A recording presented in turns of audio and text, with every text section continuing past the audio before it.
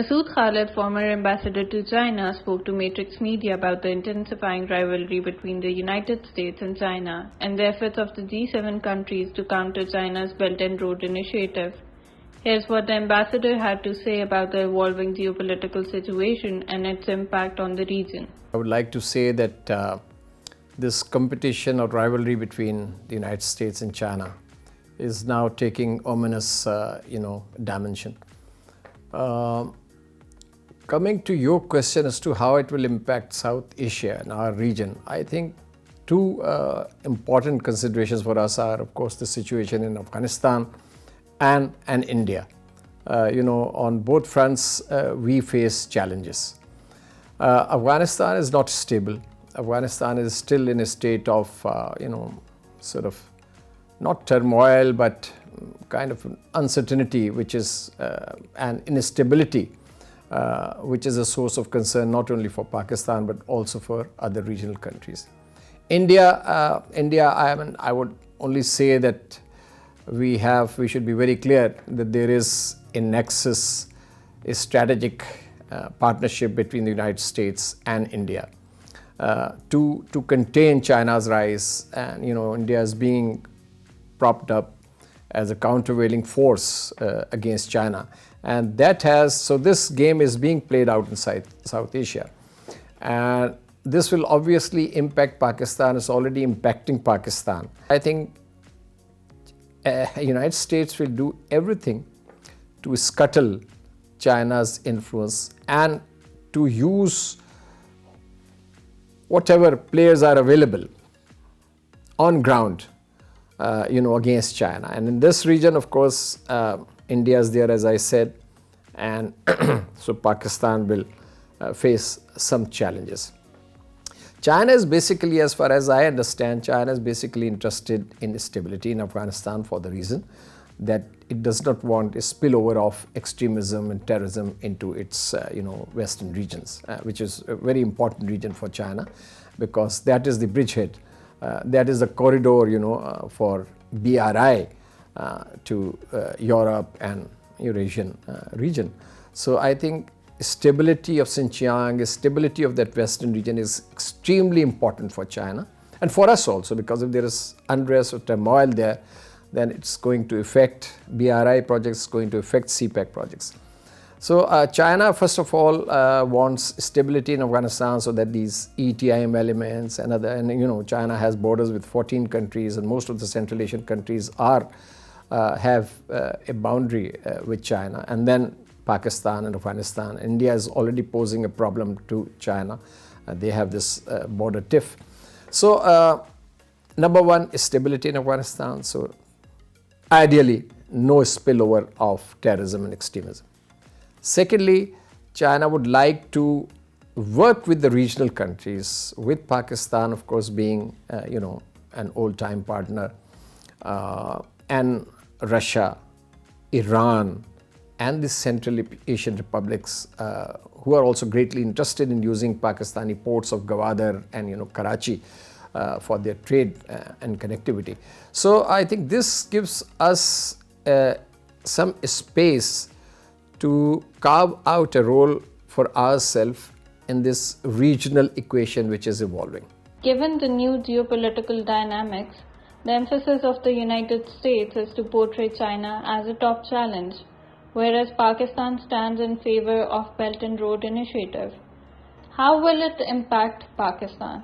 Pakistan is, of course, I think, keen to not only improve its relations with the United States, but wishes, as is logical, a steady, good working relationship with the United States based on certain agreed areas. And my own take is that we will have a somewhat not too big a platter. It will be a medium size or a smaller platter for bilateral cooperation between United States and Pakistan in certain specific areas. For example, trade, education, health, and some component of military cooperation. But that is, the ball is in American court. It's not with us. Whether how much security related cooperation or military cooperation will take place. So I can't really say. That depends on the US Congress and the US administration.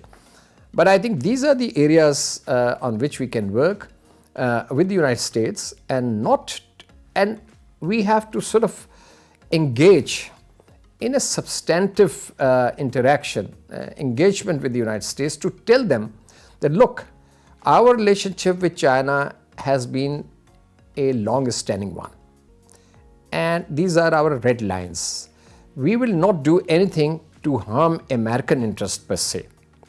While Pakistan is pursuing, at one point in time, if you would recall, late Zulfikar Ali Bhutto was a great advocate of this bilateralism.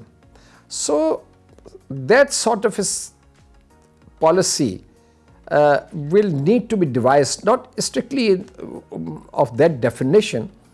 Things have changed. We are no longer in that era of Cold War.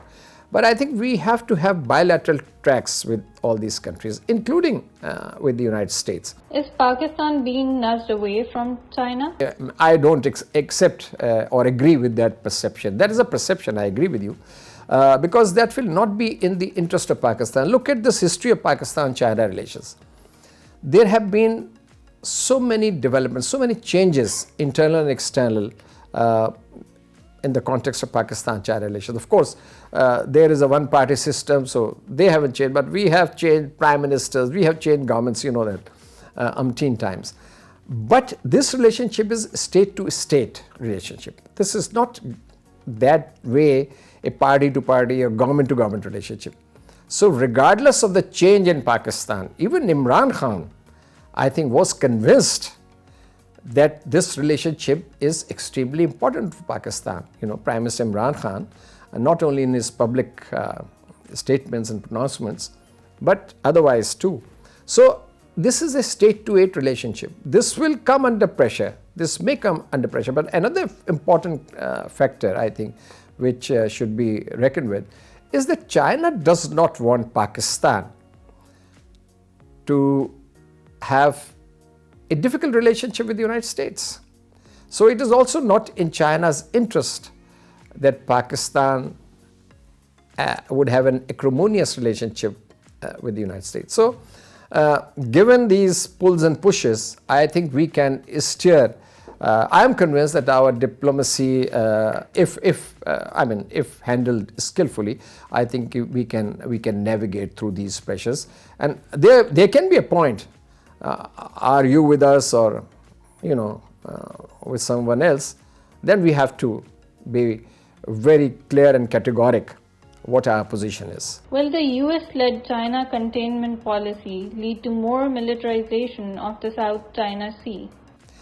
I think if we carefully study the US policy from the Trump administration onwards now, one thing is clear, that United States is escalating the situation.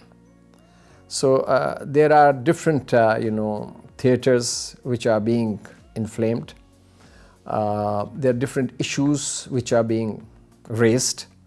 So last week we saw this theatrics in Taiwan, and I can assure you that in very near future we will have some other crisis or mini crisis in US-China relations. And I think this is Taiwan Strait is a potential flashpoint, and so is the South China Sea theater. It is possible that United States may like to provoke some kind of military engagement in order to embarrass China. And Chinese are, I think, careful. I think they are aware of the game which is being played. They better be. So I think it is, I agree with you. There can be more problems. There can be more, crises like this, because basic policy, basic strategy is to keep China under pressure, to create a ring around China, economic ring, security ring, military ring. Look at their relationship with India. I mean, I was reading, I think yesterday, that 300 members, I think, of the House of Representatives, of Congress, they have sent a petition or tabled a resolution asking President Biden to give a waiver to India on from sanctions, that's CAATSA Act, because India is buying this or bought that. And let me add that United States and India are doing a military exercise, I think in September, October, on India-China border. So these are all provocations. If the American media and if the American Western countries and American administration somehow, although they will not succeed, I'm sure, but if they try if they succeed in some measure to create doubts about President Xi Jinping's Taiwan policy, so it can be, some kind of a pressure point on in the wake of this upcoming Congress. So I think this is all a game which is being played out against China. That is why you see this strategic partnership between Russia and China. They are getting closer to each other despite this Ukraine crisis.